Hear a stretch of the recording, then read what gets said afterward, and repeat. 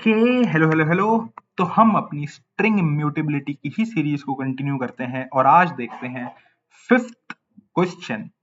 15 second लीजिए, video को pause करिए और अपना आंसर गैस करने का कोशिश करिए। ठीक है, अब हम समझते हैं। पिछली 4 वीडियोस में अब तक तो आपको आइडिया लग गया होगा कि लाइन नंबर 6 क्या होगा। एक स्ट्रिंग लिटरल है जो कि स्टोर होगा स्ट्रिंग कांस्टेंट पूल के अंदर। अब स्ट्रिंग कांस्टेंट पूल के अंदर हेलो नाम का एक स्ट्रिंग लिटरल जा चुका है। अब कितने ऑब्जेक्ट क्रिएट हुए अभी तक?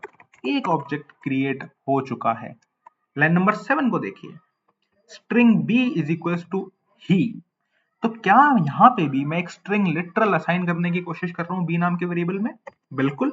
जिसको कहां जगह मिलेगी? डेफिनेटली स्ट्रिंग कांस्टेंट पूल के अंदर जगह मिलेगी। एक और ऑब्जेक्ट क्रिएट हो गया है ही नाम का, क्योंकि स्ट्रिंग कांस्टेंट पूल में कभी भी एच ही नाम का स्ट्रिंग लिटरल एग्जिस्ट नहीं करता था, इसलिए एक नया string literal string constant pool में बन चुका है ही नाम का।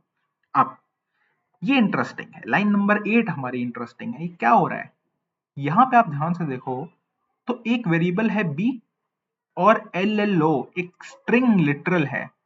क्या यहां पे मैं कॉन्कैटिनेशन करवा रहा हूं एक वेरिएबल का और एक स्ट्रिंग लिटरल का? कॉन्कैटिनेशन हो रहा है। इससे पिछली वीडियो में आप देखा होगा कि वहां पे हम कॉन्कैटिनेशन करा रहे थे दो स्ट्रिंग लिटरल का, लेकिन यहाँ पे कॉन्कैटिनेशन हो रहा है एक वेरिएबल का और एक स्ट्रिंग लिटरल का। तो मैंने आपको पिछली वीडियो में भी ये बताया था, जब भी स्ट्रिंग लिटरल्स हम असाइन करते हैं या स्ट्रिंग लिटरल पे कोई ऑपरेशन हम परफॉर्म कर रहे हैं, कॉन्कैटिनेशन कर रहे हैं स्ट्रिंग लिटरल्स पे, तो वो कब इवेल्युएट होता है? वो कंपाइल टाइम पे इवेल्युएट होता है। और कंपाइल टाइम पे इवेल्युएट हुई चीज कहां जगह प्राप्त करेगी? स्ट्रिंग कांस्टेंट पूल के अंदर जगह प्राप्त करेगी। तो इस केस में, लेकिन ये बी तो एक वेरिएबल है ना, ये स्ट्रिंग लिटरल थोड़ी ना है। ये स्ट्रिंग लिटरल थोड़ी ना है, ये एक वेरिएबल है।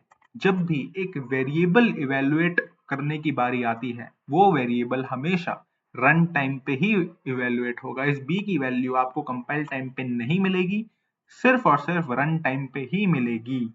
इसलिए ये पूरे के पूरे कॉन्कैटिनेशन को जगह मिलेगी इनसाइड अ हीप मेमोरी, क्योंकि यहाँ पे एक नया ऑब्जेक्ट क्रिएट हो रहा होगा।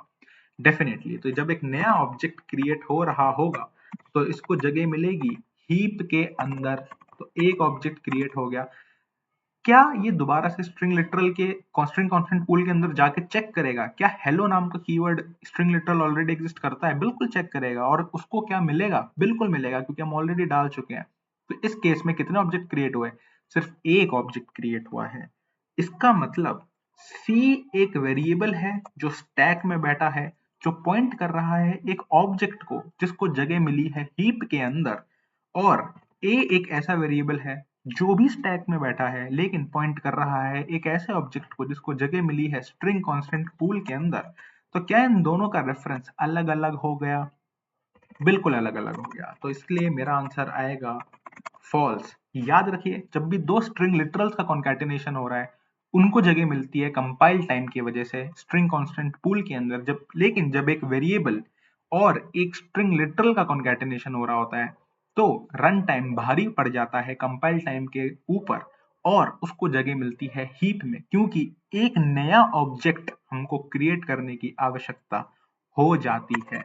तो यहाँ पे आएगा फॉल्स। एक बार मैं इसको रन करता हूं और हम देखते हैं कि हमारा क्या आंसर आता है। कंपेयर करना जरूरी है। तो बिल्कुल एज एक्सपेक्टेड हमारा आंसर आ गया है false. Thank you for watching.